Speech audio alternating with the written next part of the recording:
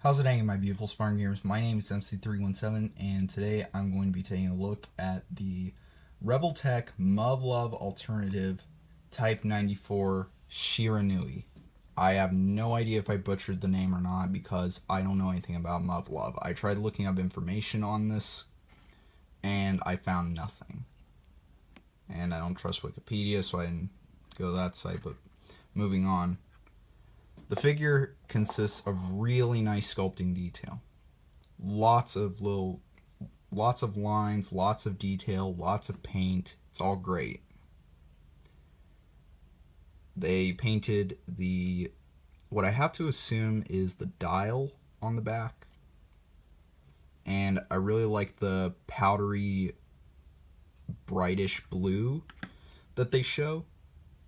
And I also like how on the chest there's kind of a face there.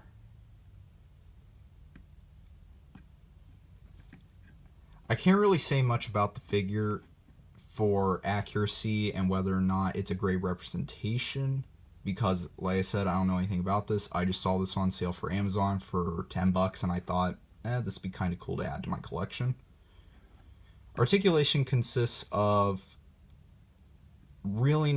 it consists of these ball pegs where there's a stem here in one part and a stem in another, and it's kind of like a Hot Toys joint. It allows for a decent range of mobility, and I'd also be careful as these could snap off at any moment. Also, the detail on the head is really nice because I can't easily show it, so you're gonna have to take my word for it, but there is a really nice line right there, and I can't tell if it's green or another bit of that powdery type blue, but it's really nice. The head articulation is pretty good. The thing about Revoltech is that they have ratchet joints consisting most of the joints, which I like a lot because they'll last better in the long run when it comes to posability. They won't last if you play with them like I do, but I do personally prefer ratchet over friction. But shoulders move up, down, forward, and back, kind of like a butterfly joint.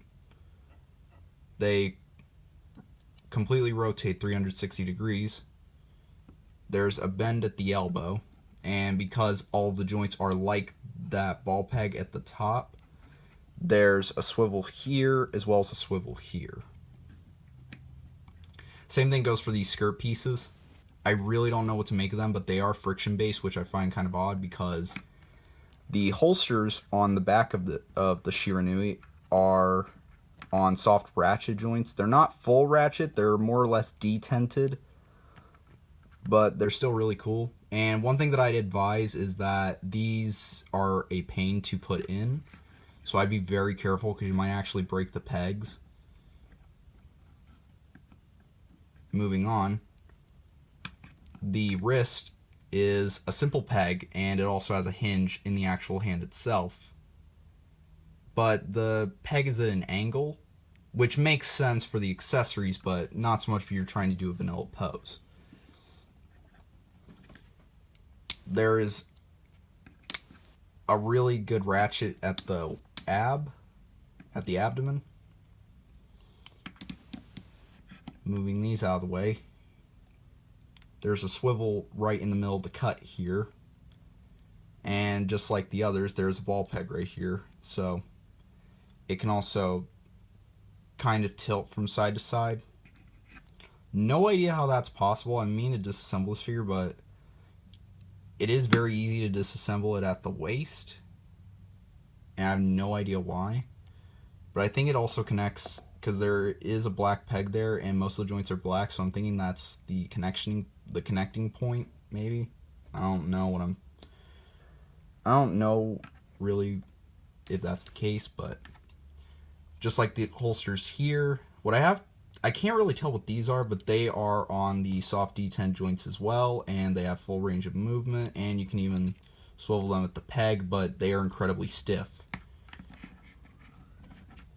The legs are on Y joints, but ratchet Y joints, so I don't have a problem with that. I hate Y joints, but I really do like ratchet joints, so I can easily let go if it's for ratchets. Friction at the knee, which I found kind of bizarre, and also I just now noticed that detail. That's really cool, actually. And the feet have another Revoltech style joint, where it allows for really good range of movement. So, yeah, there's that. One problem with the figure is that it's incredibly hard to get it into vanilla poses, and I have no idea why. I don't think the ratchets are meant for that, because I've noticed that none of them click in a way that makes it easy to put in a non-dynamic pose. And yeah, it's incredibly bizarre, so we'll just rest it on the back over there. And quick size comparison before we move on to accessories. Here is Masterpiece Wheeljack and SH Figure Arts Kamen Rider Heracus. So as you can see, Revoltechs are smaller than Masterpiece Transformers and SH Figure Arts.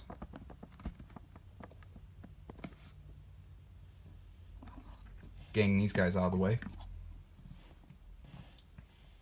Accessories include a Revoltech stand, which I always love these things, but I hate this one in particular because it's clear plastic and mine's already started to break. You can see the crack here, and that's not the only crack. A lot of the cracks are also in here as well, specifically this area. I mean, it is mangled up badly. This one's not too bad, but there are still some cracks here and there. So I'd be very careful about using this display stand, because I don't think it'll hold the figure in the long run, especially if after only building this thing a few weeks ago and not ever using it, mine's already starting to crack. That's really worrisome. Even though I've had this figure for a few months now, I only got around to building the stand a few weeks ago. And the figure has a peg in the back that you can easily plug in. And what's also nice about the Revoltech stands is that they are just like the figure. They consist of mostly ratchet joints. And another thing that's very odd about mine is that the joint, the Revoltech joint for the stand, seems kind of dirty.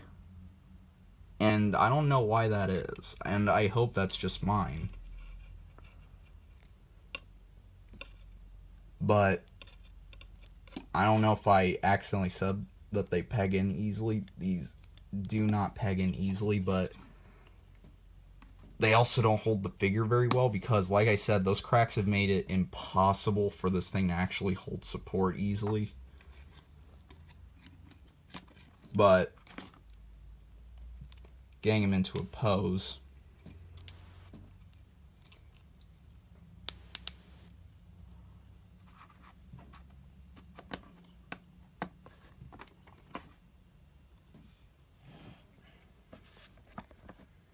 you can get the general gist of what the stand does. And I really like the stand. It's just a shame that they molded this one out of clear plastic, but I really do like Revoltech stands. I think they are great. So, removing that, setting it over here.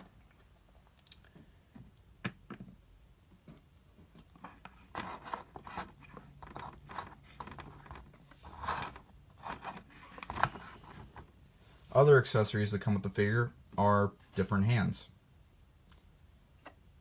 As for hands, the figure comes with holding hands and splayed open hands, but very oddly styled ones. Like the thumb is supposed to be pressed against something, and that's because the Shiranui comes with a rifle. No idea if this is supposed to be a fully automatic rifle or not even supposed to be a rifle, just a regular pistol or something, because it's a mecha anime from what I've seen, so I can't say for sure, but it's incredibly hard to get the hand gripping it, so that's why I left the hand in there. And once you get once it's holding the rifle, it looks really cool, and especially because of the way the articulation is angled, or the way they made the joints work, it's incredibly easy to make it where it's looking at least nearly down the sight, or at least believably looking, or believably aiming. Swapping out that hand for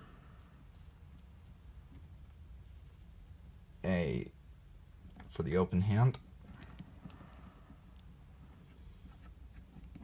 Looks really nice. I like that. As for other accessories, there's the standard Revoltech case, which doesn't really store much because they're very small and they can't easily work for holding bigger accessories like the gun. There are 3 effect pieces in total. Technically 2 different effects. 2 of them are these pieces, where if you come over to the forearms and pop these out, these are only on standard pegs, but they're still pretty snug for what they are. You can plug this in, and I've noticed that on both of them, the back peg doesn't seem to go in as easily. It looks more like something's being deployed. And what's being deployed is the knife. The knife isn't removable, unfortunately. I think it would have been really cool if it was, but I completely understand why they couldn't, or why they didn't do that. It seems like the sheath would be pretty fragile with how thin the thing is, but it also doesn't help that if you compare the knife size to the sheath would be much bigger in order to accommodate for the knife. And removing the gun to show how the Shiranui holds the knife.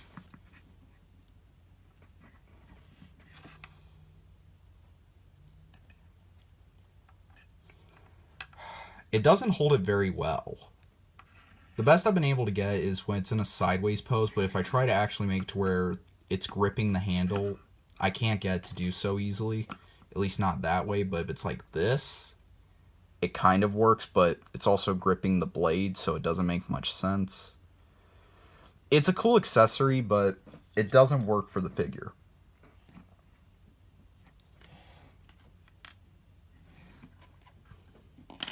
The other effect is what is supposed to look like a dash type effect, where if you place it onto the foot,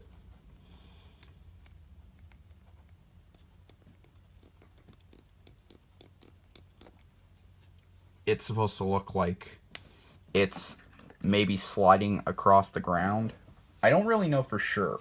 It looks alright when you get into a dynamic pose, but I don't use it, especially since this is clear plastic as well, I think, going from my experience, because some parts have chipped off, specifically here. Not this piece, but this was a little longer, this angle right here, so no idea what that's about. I mean, it's also very thin, so it doesn't even have to be clear plastic to be fragile on that one. The final accessory that the Shiranui comes with is the... Oh, I don't know if I mentioned this, but the standard hands are the fists. Nothing really special to note about them, but the final accessory is this really nice looking sword. It looks pretty good, and unlike the knife, this is able to be held in the hand easily, and it looks great. And what's also really nice about this figure is that both the gun and the sword can be placed on the back. You see, I mentioned these were holsters earlier. That's because according to the box art, these are supposed to be holsters for the gun and the sword. Now, the sword is easy enough. You slide it in right here, and it looks pretty good. It's not 1-to-1, I guess, because it doesn't really look that cool compared to others, but it's alright. Now, what's really confusing is I can't figure out how this one works.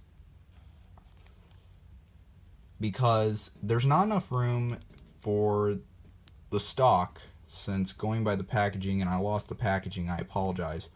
Going by the packaging, the stock is supposed to fit in here. So I have no idea why mine can't do it. It somewhat works if I do it like this. Actually, never mind. It doesn't even work that way. Yeah. It's alright for what it is, I guess. So, should this figure be in your collection? Yes. If you can find it for 15 or less, I'd say get it. If you love Muv-Luv, then definitely. I plan to try to get the other figures if possible, but I don't really know, since there are more figures coming out lately that I have a bigger interest in than Muv-Luv. Not because it's bad, just